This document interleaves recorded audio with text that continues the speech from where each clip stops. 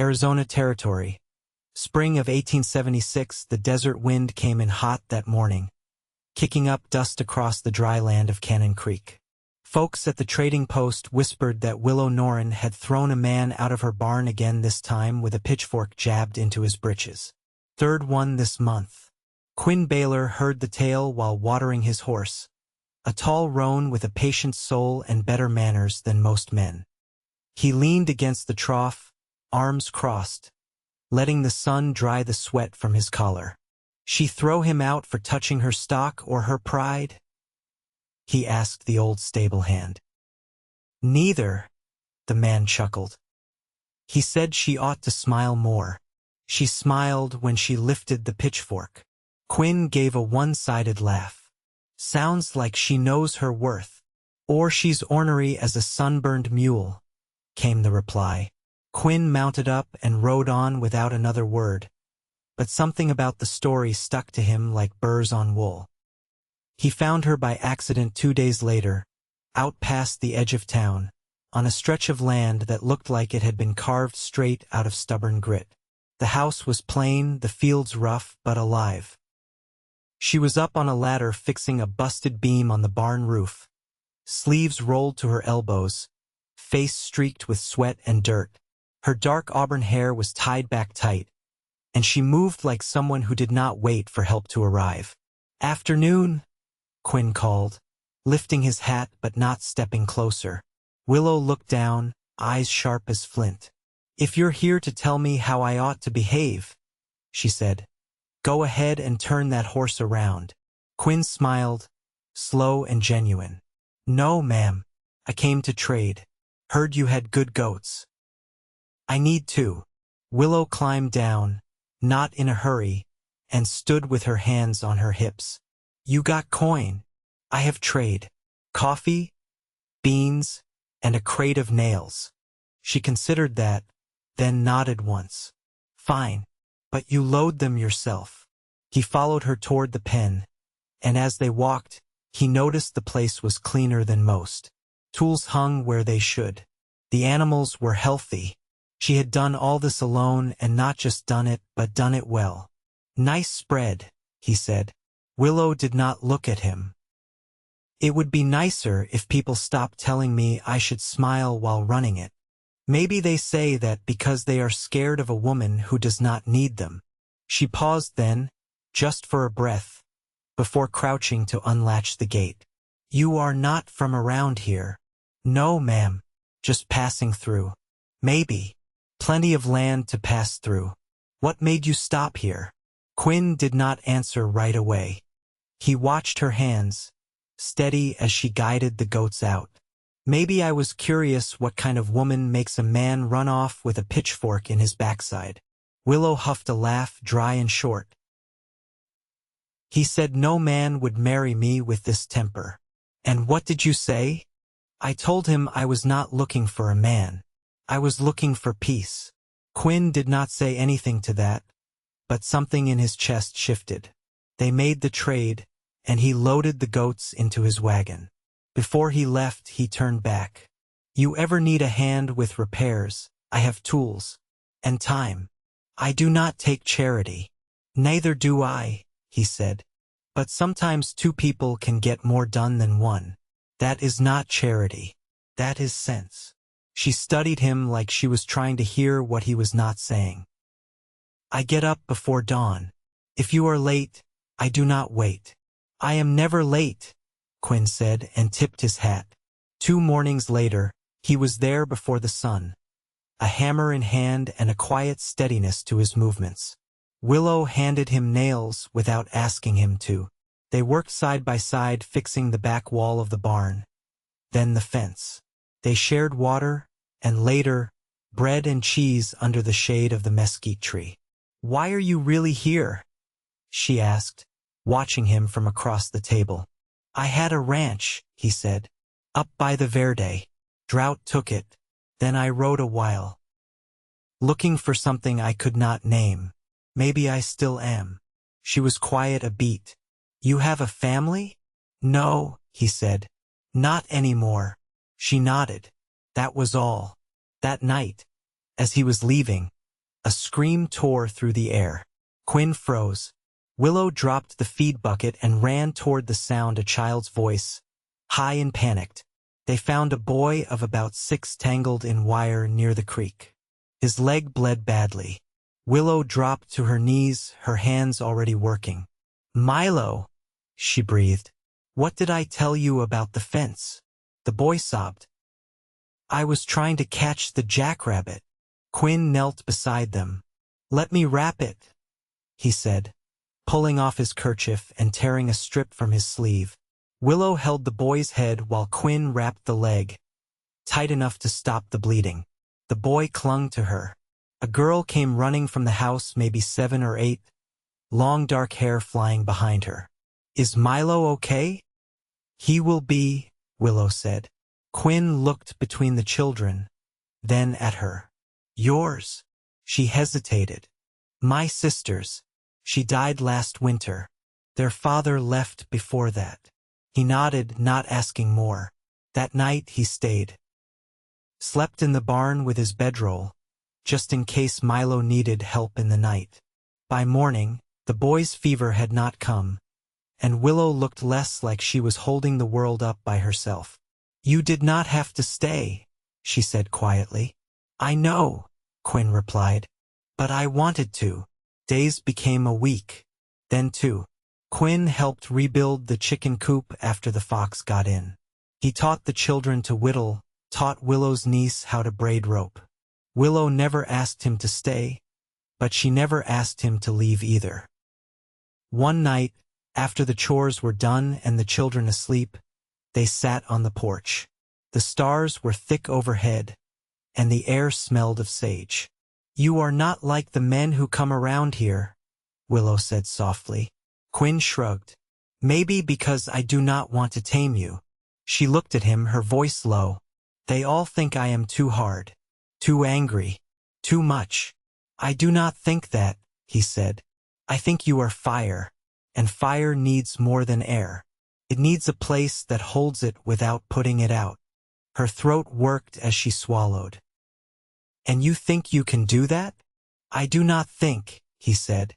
"I know." She reached over, her fingers brushing his. He took her hand, gentle and sure. "You are not afraid I will burn you?" she whispered. He turned her hand over, pressed a kiss to her palm. "No, Willow. I think I have been cold for a long time." She leaned into him then, her head against his shoulder, and for the first time in a long while, she did not feel alone. By mid-May, the mesquite tree by the porch cast longer shadows in the evening, and the children had taken to falling asleep with dusty cheeks and full bellies. Willow had started letting Quinn take the reins when it came to the north field, something she hadn't done with anyone since her father died. One morning, she came back from checking the water troughs to find him kneeling beside the front steps, mending her niece's broken shoe with a sliver of rawhide and a needle from his saddlebag. "You always this handy?" she asked, arms folded loosely over her chest. He didn't look up. "Only when it matters." She crouched beside him, resting her elbows on her knees. "I tried fixing it last week. Got the stitching all wrong." "You did what you could. I just have more practice. My mother used to make me patch everything I tore. Mine didn't sew. She hunted javelina and kept a ledger cleaner than the bankers." Quinn gave a quiet hum. "That explains your accounting skills. You've got more sense with numbers than any foreman I've met."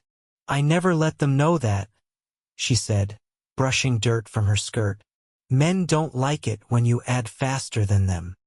He finished the stitch, tightened it, and handed the shoe to her. "I'm not most men." "I've noticed," she said, and didn't move away when his fingers rested briefly against hers. That evening, with the children chasing fireflies in the corral, Willow sat on the porch steps oiling her rifle. Quinn brought out a tin of boiled peanuts and sat near enough to see her hands work. "I've been thinking," he said, voice low, "about building a smokehouse out back. Would help with the meat in hotter months." Her hands stilled. "That's a big job." "I've got time. There's cedar near the ridge. could trade for limestone. She didn't speak right away. Then, "You planning to stay through summer?" He turned his head toward her, his eyes steady. "I was hoping to." She set the rifle aside. "You'd be giving up a lot. You could still go north, find work up in Prescott or even California." "I've had work," he said. "Plenty of it. Never had a place that felt like it could belong to me." Willow's breath caught, but she masked it by reaching for the tin. "If you build that smokehouse, I'll expect it done right. No leaning walls. You'll get clean lines and no shortcuts," he said. "Same as I give to everything that matters." Later, after the children were in bed and the fire in the stove burned low, she found him outside, sharpening the drawknife by lantern light. "You're not afraid of hard work," she said, leaning against the post. "No, but I used to be afraid of quiet. And now," he looked up, "now I think quiet might be where the truth lives." She stepped closer, the hem of her dress catching a breeze. "You said once you were looking for something you couldn't name. You think you've found it?" He set the blade down. "I think I've found someone." Willow's throat tightened. "You should know something about me. I don't soften easy. I don't forget things. And I'm not sure I know how to be what someone else wants." "I don't want you soft," he said. "I want you just as you are. Fire and all." She took another step, close enough to see the scar near his jaw that only showed when he was tired. "It's not always easy. I flare hot. I say things I don't mean. I pull away before I get pulled under." "I'm not asking you to change," he said. "I'm asking if I can build a life beside you, not over you, not behind." She reached up, touched the line of his face with a hand that had known calluses and loss. "You sure?" He nodded once. "I've never been more." So she kissed him, not with hesitation, but with the certainty of a woman who had waited too long to be seen without being told she was too much. And when she pulled back, her voice was quiet but sure. "Then start drawing up plans for that smokehouse, Quinn Baylor," she said. "Because if you're staying as my partner. In the field, in the house, in the hard days and the good." He didn't answer with words. He just took her hand and held it like a promise already kept. The smokehouse went up plank by plank under the weight of June heat, cedar timbers hauled from the ridgeline and set by hand with precision. Quinn worked in steady rhythm, shirt damp at the collar, sawdust clinging to his forearms. Willow joined him when the chores allowed, measuring the limestone footing with a carpenter's eye, not saying much but watching enough that he didn't need her words to feel her trust. One evening, after the last board had been driven into place and the sun hung low, casting gold through the brush, Willow handed him a chipped tin cup of creek water. He drank deep, then wiped his mouth with the back of his hand. "You ever build one before?" she asked, leaning against the doorframe. "Once," he said, "for a neighbor with too many hogs and not enough cellar.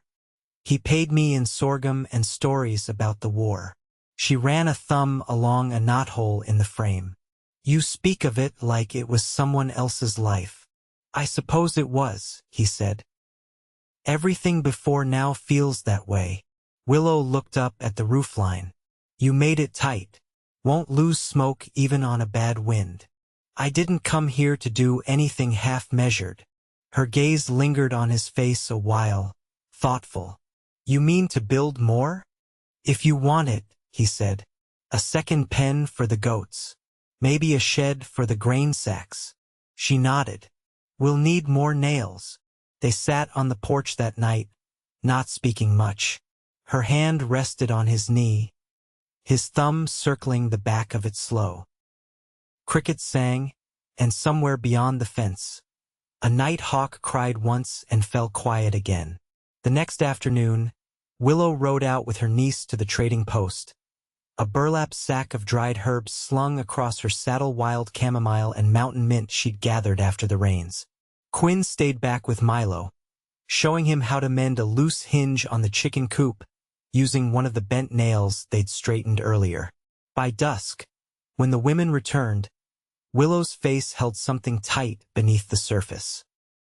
She passed the reins to her niece, who led the horse to water, then walked over to where Quinn was standing at the fence.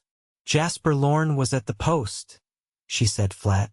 "Said he's coming around tomorrow. Said he's owed something." Quinn's brow furrowed. "That the man who tried taking your land?" She nodded once. "He filed a false claim last spring. Claimed my sister hadn't passed legal title to me. The clerk threw it out, but he's still circling like a buzzard. What does he think he's owed? He says I tricked him, that I made promises I never did, that I led him on, then embarrassed him when I refused." Quinn's jaw worked, slow and deliberate. "You want me to be here when he comes?" "I can handle him," she said, "but I wouldn't mind you nearby." He glanced toward the barn. "Then I'll be building fence all morning. Close enough." When Jasper showed up the next day, he came on a dun mare with a crooked gait and a revolver slung too proud on his belt. He didn't dismount, just sat there, dust on his boots and a sneer in his voice. "You think you can run me off with a hammer and a ranch hand, sweetheart?" he called out. Willow stepped out from the barn, wiping her hands on a rag. "I think you ought to ride on before you say something you regret. You're still proud, even after all the men who walked away. You think this one's different." Quinn walked out from behind the fence post, hammer still in hand. "I'm not walking." Jasper's eyes narrowed. "You don't know her. She'll burn you up." "Maybe," Quinn said, "but I'd rather be burned standing beside her than safe anywhere else." Willow didn't speak, didn't so much as blink. She just stood there, arms loose at her sides, watching Jasper sit with all the weight of a man who'd already lost but hadn't yet accepted it. Finally, he spat in the dirt and turned his horse.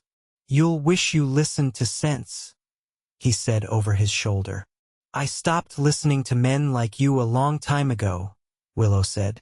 After the dust settled, she didn't say anything, just walked back toward the barn. Quinn followed her, quiet. "You didn't have to say what you did," she said when they reached the door. "I know, but you meant it?" He stepped close, hand brushing her waist. "Every word." She leaned into him then, forehead resting against his chest. "You're not afraid of what people will say? That I'm too sharp, too stubborn?" He kissed the side of her head, just above her temple. "Let them talk. I didn't come here looking for easy. I came looking for you." She let out a breath she hadn't known she'd been holding. "Then stay. Not as a helper. Not as someone passing through. Stay as mine." His answer was a hand at the small of her back, drawing her in, the kind of hold that told her he was already hers, had been for a while. That night, he moved his bedroll from the barn to the house. Not into her room, not yet, but into the corner near the stove, where the heat lingered and the children's laughter floated in from the loft. It was a start, and neither of them needed more than that. By early July, the monsoon clouds had begun to gather low on the horizon, restless, bruised things promising rain that hadn't yet come. The air was taut, heavy with a weighting that made animals pace and children restless. Quinn had taken to rising before the sky paled, repairing the upper troughs before the heat turned sharp, and Willow had begun stockpiling dried corn and beans in the cellar, her movements clipped, precise. That morning, she found him fitting a new yoke to the wagon, shoulders bent to the task like he was carving the shape of their future into the wood. "You could have patched the old one," she said, setting a shallow pan of soaked beans on the porch rail to dry. "Didn't want to," he replied, not looking up. "A patch holds for a season. This one'll see us through." She crossed her arms. "You expect we'll still be working this place together come next summer?" He set the drawknife down and straightened. "You don't." She didn't answer right away. Then softer, "I do. It just still surprises me that's all. He stepped toward her, wiping his hands on a rag. Not used to things holding? I'm used to folks taking what they want, then leaving me with the work of mending. Quinn nodded once. I'm not here for pieces. I'm here for the whole. Willow let that settle. Then she reached for his wrist, not grasping, just resting her fingers there. The land south of the creek, there's an old well under the cottonwoods. It went dry when I was a girl, but if someone dug deeper. He looked where she nodded. You think it could run again? My father thought so. Never had the time to test it. He glanced back at the wagon. We'll need a strong rope and a winch.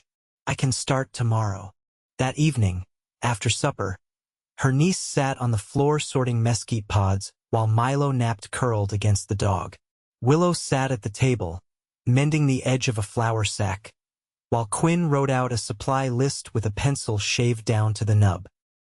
You write like someone who learned by candlelight, she said, watching the careful letters. I did. My mother taught me after my father passed. Said a man who can't read his name can't claim his place. She threaded her needle. Mine said a woman who waits for others to read her land grant might never see justice. He looked up. Seems they'd have gotten along. Willow gave a small, tired smile. Or argued over who was more stubborn. He folded the paper. You still keep her ledger? In the chest under the bed. Every page dated. Every number clear. I read it some nights, just to remember how steady her hands were. Quinn nodded. You ever think about what comes next? Not just the harvest or the fence line. I mean, years from now. She set the sack aside. Sometimes, I think about turning the back room into a second kitchen. Expanding the porch. Maybe planting pear near the gate if the well gives. He reached across the table. I think about what our children might look like. Her fingers stilled. You say that like it's already decided. His voice didn't waver. It is. For me. Willow rose, crossing to the window where the wind tugged the muslin curtain. You know, there was a time when I thought I'd always be alone. Not because I wanted to be, just because. No one stayed. I'm not going anywhere. She turned toward him, arms wrapped around herself. You're not afraid of what comes with me? The fire, the sharp edges. I've lived through storms and drought. I take fire willingly. She stepped closer, her voice low. They used to say no man would marry me with this temper. Said I'd scare off every decent soul before I hit 30. He stood, coming to her slowly. They were wrong. You're not too much. You're exactly enough. She searched his face, then rested her palm against his chest. If we do this, it's not just you and me. It's the children, the land, the work. I've already chosen all of it. Her breath shook as she exhaled. Then she nodded. Then we'll speak vows. In our own way. No preacher needed. He took her hand, kissed the inside of her wrist. When? After the rains, she said. When the earth is clean and the air smells new. He held her there, quiet settling between them like the hush before a storm breaks, not fearsome, but full of promise. Outside, the wind picked up, rustling the cottonwoods. The sky darkened with the weight of the season's first rain. And inside the house, where the table still held the marks of their work and the floor creaked under their steps, something steady had begun, built not from need but choice. From fire, yes, but fire tended, fire shared. Fire kept warm through all things to come. The rain came just after sunrise, fine and steady, not the wild kind that tore through gullies but the kind that softened the ground and made the air smell like life waking up. Willow stood at the edge of the porch, arms crossed, watching the droplets bead along the rail. Her hair hung loose for once, drying in the breeze. Behind her, Quinn was rolling up the last of the oilcloth from the tools he'd stowed the night before. He set it on the shelf near the hearth and stepped out barefoot beside her. "You hear it?" he asked quietly. She tilted her head. "What?" "The land settling under the water. Like it's breathing again." She didn't answer, but she didn't need to. Her hand found his, fingers lacing slow. Midday brought warmth again, the kind that coaxed a shimmer off the fields. Willow sent the children to the creek with a pair of baskets and careful instructions not to stray past the third bend. Quinn hitched the wagon not for hauling, but to take them to the cottonwoods, where the dry well waited. Willow wore her work dress, the one with the patched hem, and carried the shovel herself. They didn't speak much as he tied the horses at the nearby post and uncoiled the rope, but there was a rhythm to their silence, not emptiness, but something settled between them. The digging took hours. Quinn lowered himself first, careful with his footing. The stones were sound, though silt and roots had crept in. Willow handed down the bucket again and again, hauling soil by the armful. Her arms ached by the time the sun dipped, but she kept going, her jaw tight, her eyes never drifting from the task. Finally, when the rope creaked taut and the next bucket came up heavy and damp, she leaned down and ran her fingers through the dark grit. "That's bottom water," she said. Quinn climbed out, wiping sweat from his brow. "It'll rise more after the rains soak through." They sat right there in the grass, backs against the trunk of the oldest cottonwood, not speaking until their breath returned. "I never thought I'd see it wet again," she said. "You show me something dry," Quinn murmured, "and I'll believe it can be made whole." She looked over, brows drawn. "You mean that?" He nodded. "I lost more than land when the drought hit. I lost a sense of where I fit. But here, building this with you, it's the first time I felt like I'm not just passing through someone else's life."